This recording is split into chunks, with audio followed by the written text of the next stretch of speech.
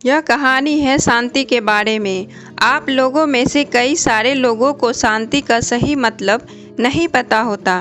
उम्मीद है कि आपको यह कहानी पढ़ने के बाद शांति का असली मतलब का पता चल जाएगा। पुराने समय की बात है, किसी राज्य में एक राजा था जिसकी पेंटिंग से बहुत ही कमेंट हुई थी।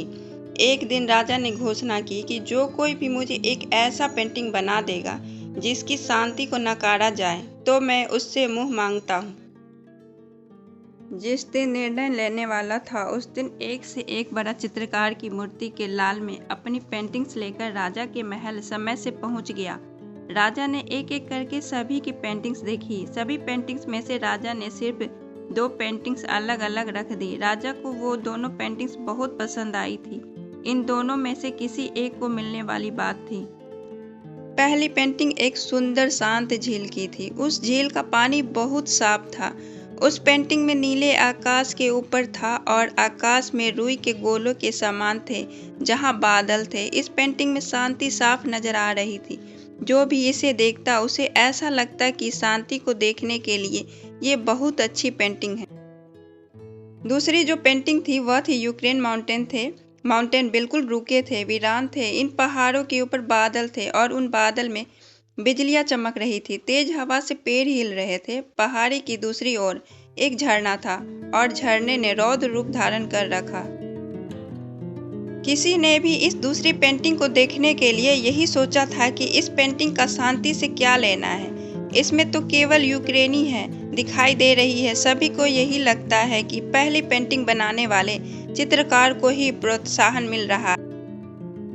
अब बारी आ गई थी राजा की। ये सौगातें वो किसे देने वाले हैं। राजा ने यह घोषणा की कि दूसरी पेंटिंग बनाने वाले चित्रकार की पेंटिंग उन्हें बहुत अच्छी लगी है, वो उनसे मांगे पूरी कर देंगे।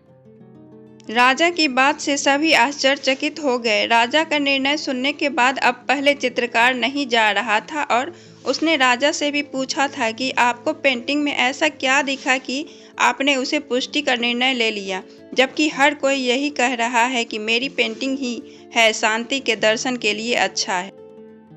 राजा ने पहले चित्रकार से कहा कि आओ तुम मेरे साथ बातें करो। राजा उस चित्रकार ने दूसरी पेंटिंग बनाई और उस ओर ले जाता है और कहता है, झरने के दिन और हवा से एक तरफ झुका हुआ इस पेड़ को देखो, पेड़ पर बने जंगल, इस घोड़े को ध्यान से देखो, कैसे एक समान कोमलता से देखो, शांत भाव से अपने बच्चे को भोजन करा रही है। राजा ने कहा कि सभी लोगों को शांति का मतलब यह नहीं है कि आपकी ऐसी स्थिति में जहाँ कोई शोर नहीं हो, कोई समस्या नहीं हो, सब कुछ अच्छा ही हो। शांति का मतलब तो यही होता है कि आप हर तरफ की निराशा मशाल के बीच भी शांत रह पाओ और अपने लक्ष्य पर ध्यान केंद्रित कर पाओ। सभी लोग अब अच्छे से समझ गए कि राजा ने दूसरी पेंटिंग क्यों चुनी। हम सभी को अपने जीवन में शांति चाहिए। बार बार हम शांति का मतलब गलत समझ लेते हैं और उसे बाहरी दुनिया में ढूंढने लगते हैं, जबकि हमें शांति पूरी तरफ से हमारे एकजुटता से मिलती है। अगर आपको हमारी स्टोरी अच्छी लगती हो तो अपने दोस्तों के साथ भी शेयर करें और कमेंट में ज़रूर बताएं कि कैसी लगी हमारी ये स्टोरी। और वीडियो पसंद आती है तो लाइक एंड सब्सक्राइब जरूर करें। धन्यवाद।